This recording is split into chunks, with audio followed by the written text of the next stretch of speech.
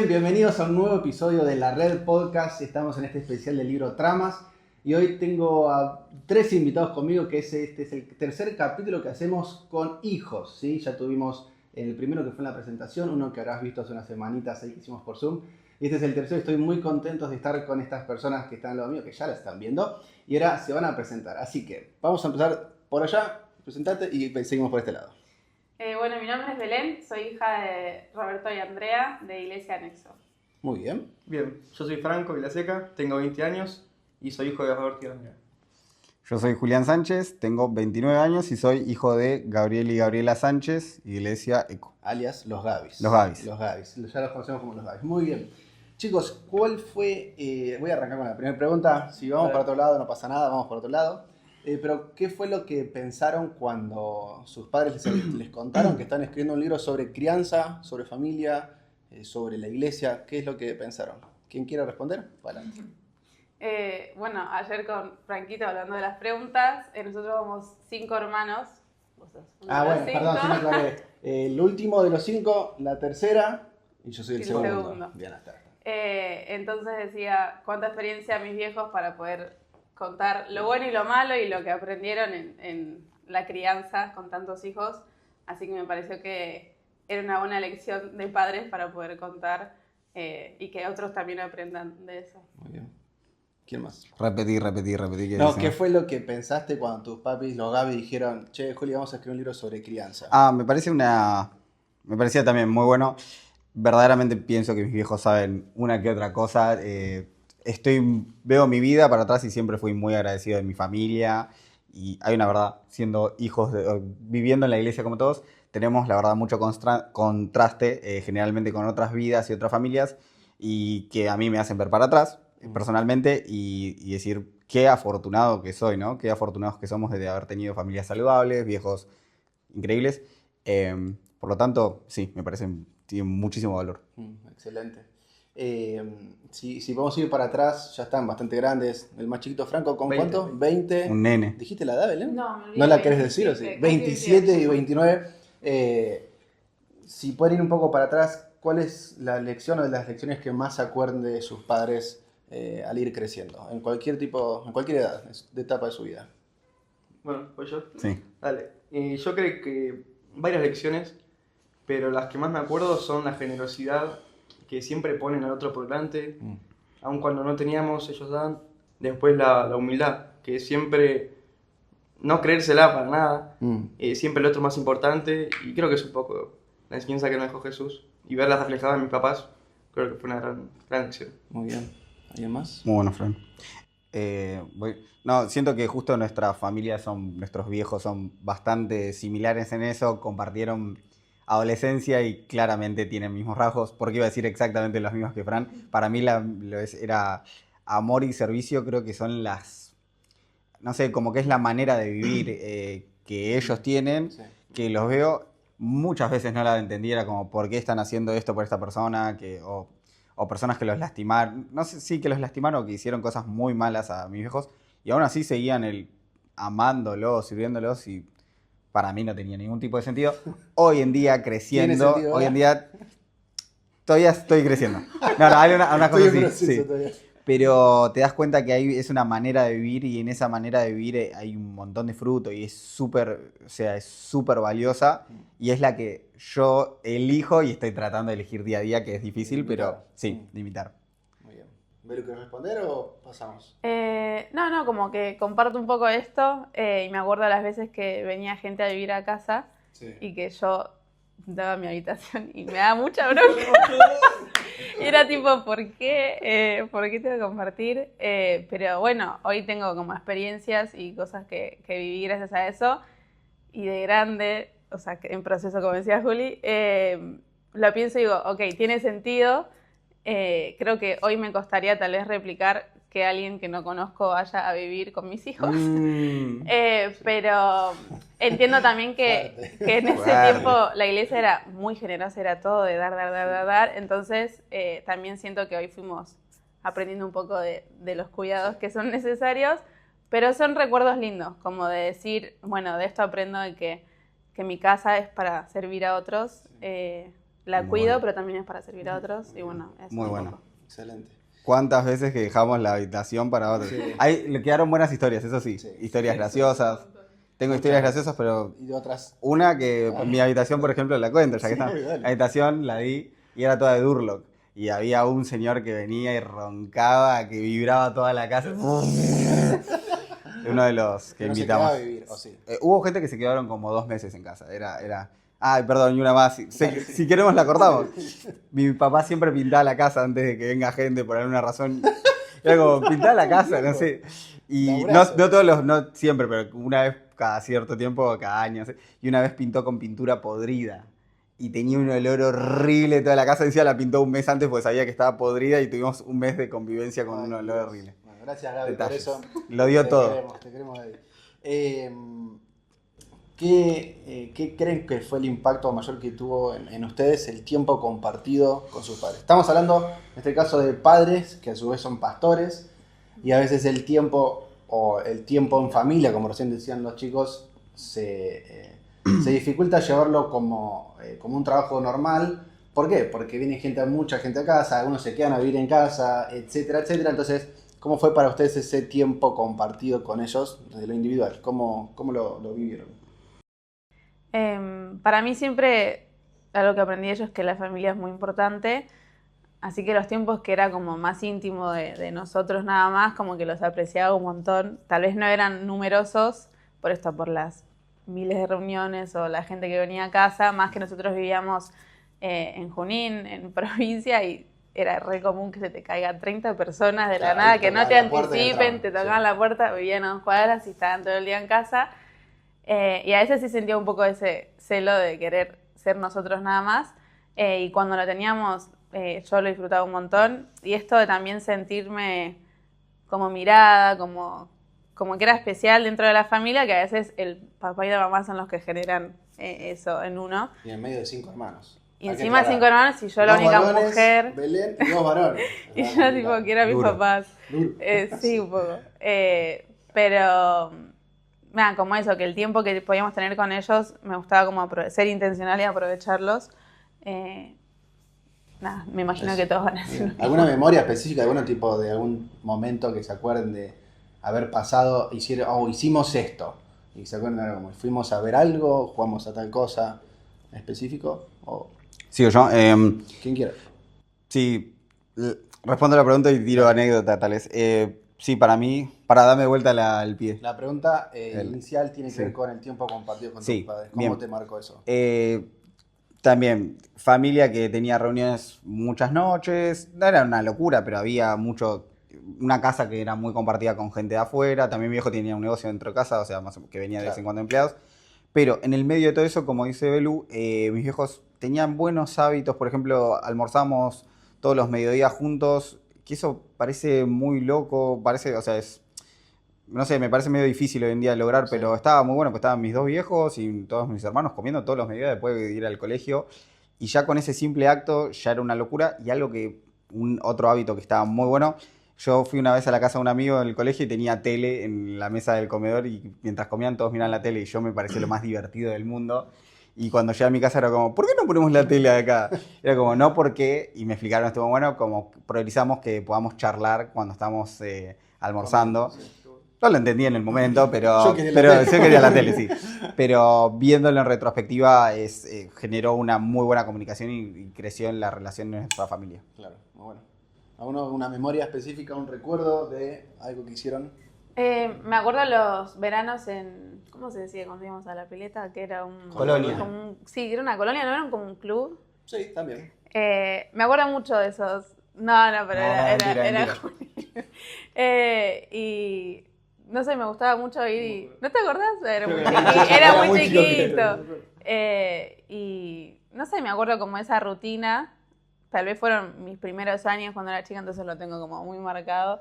Y me parecía divertido porque era un tiempo para estar juntos, haciendo algo recreativo. Así que... ¿Qué consejo, ahora sí, forma de consejo ya le darían a un padre pastor, ¿sí? Pónganse en ese contexto, padre que está liderando en la iglesia y demás, con respecto al tiempo con sus hijos? ¿Qué le dirían tipo, sí o sí, por favor, hace estas cosas? O al menos una cosa que ustedes crean. ¿Qué bueno, piensan? pues yo, dale. Bueno, yo creo que hoy en día con los celulares todos nos vemos afectados. Nada, que en la mesa dejar el celular aparte, charlar. Yo todavía vivo acá con mis papás y algo que seguimos haciendo es tratar de no ver la tele mientras comemos, lo que decías, Juli. No usar la tele para fomentar la comunicación, ¿no? Porque hoy en día con el celular, bueno, se complica. Así que eso, que prioricen la comunicación y estar con sus hijos. Muy bueno, muy bueno. ¿Alguien más?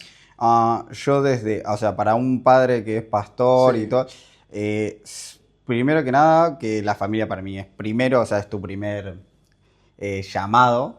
Que siento que nuestros padres hicieron eso y estuvo bueno. Tal vez en momentos no lo entendían muy bien, pero después como que los últimos años definitivamente se entendió esta buena manera de vivir. Y lo otro que es saber cuándo hablar como un padre y cuándo ponerse el sombrero de pastor con los hijos. Sí. De saber que estás hablando como padre siempre. No sé, y si vas a decir algo desde el lado pastoral, no sé, ser bueno en tu comunicación, decir, mira, esto te lo digo. Aclararlo. Sí.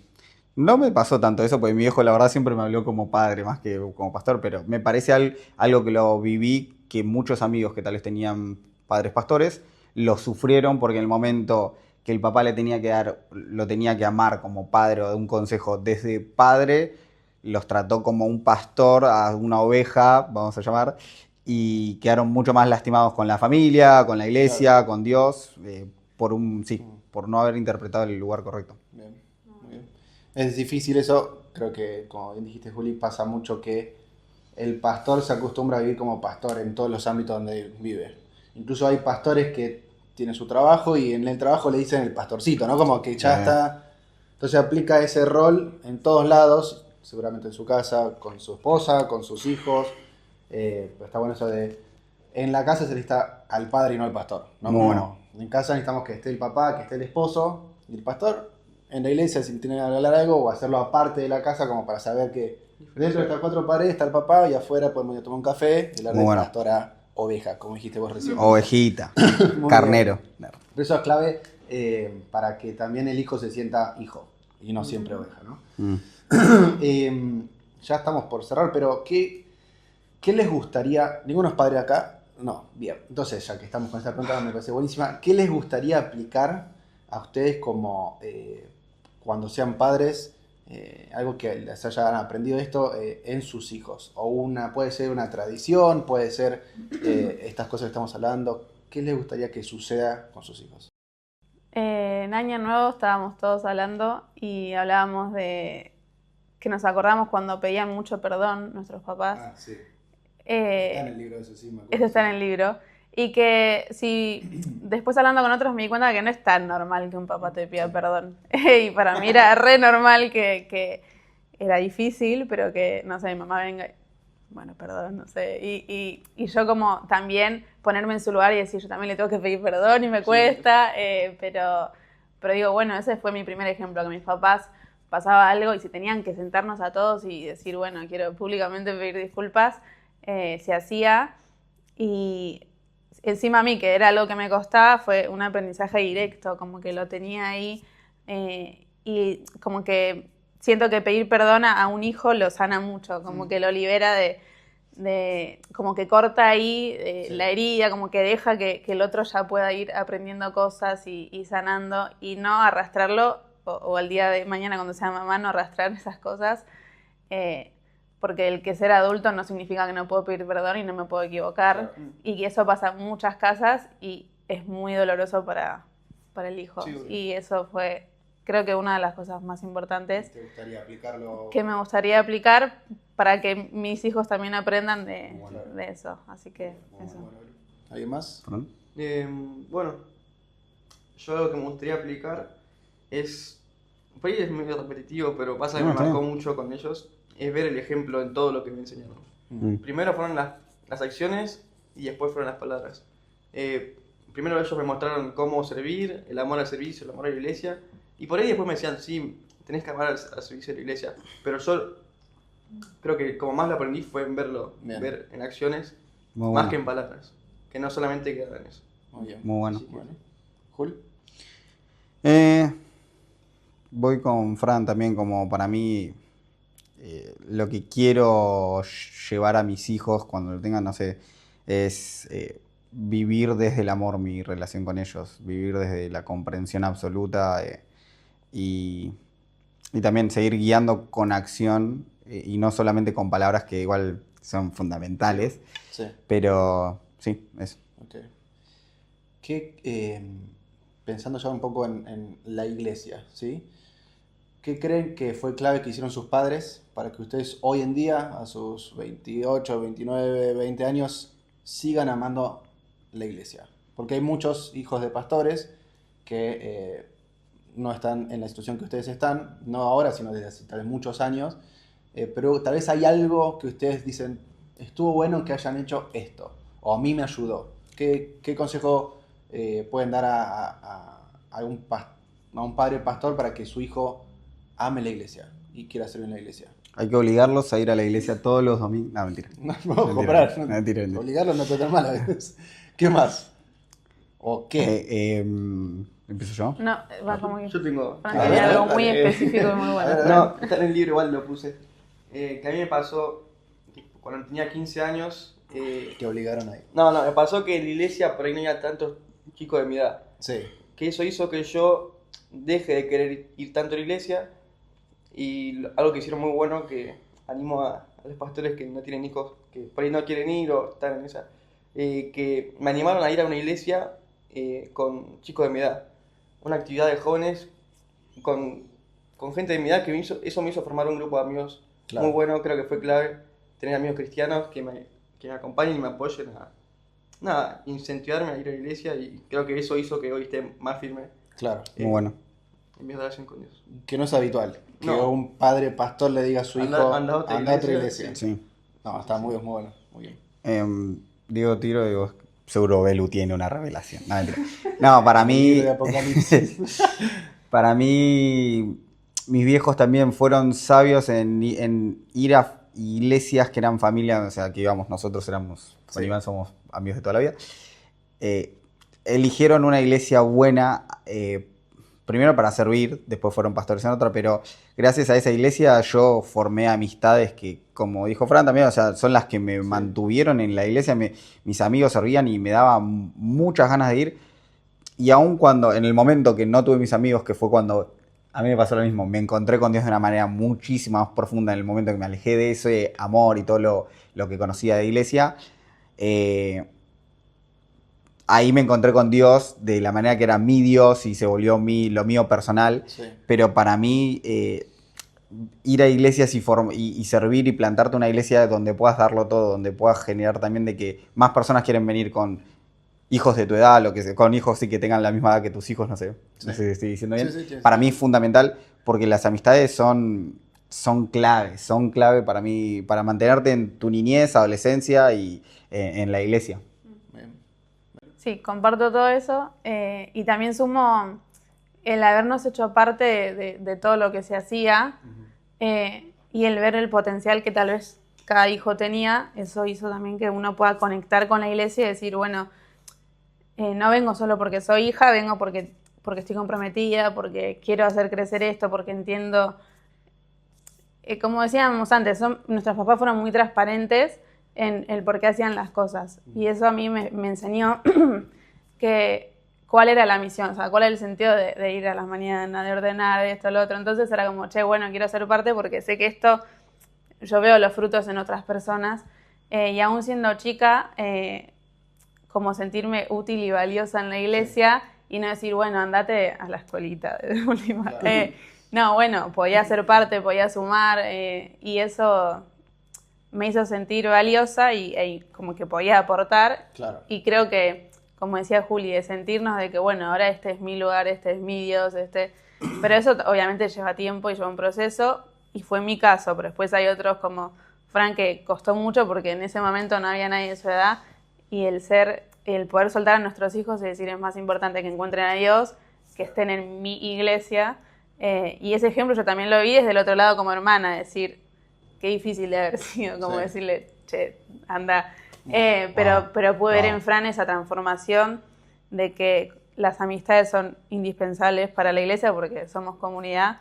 Y si no hay en mi iglesia, y ahí tenés que elegir qué prefiero, que mi hijo se pierda y que no encuentre más en Dios su vida, o que, bueno, que pueda seguir afianzándose. Así que, bueno, eso creo que es lo que me acercó. Lo que está bueno aclarar de esto, Fran, es que, Sí, por ejemplo, los sábados estaban los grupos de adolescentes en esta otra iglesia y el domingo seguía viniendo a la iglesia.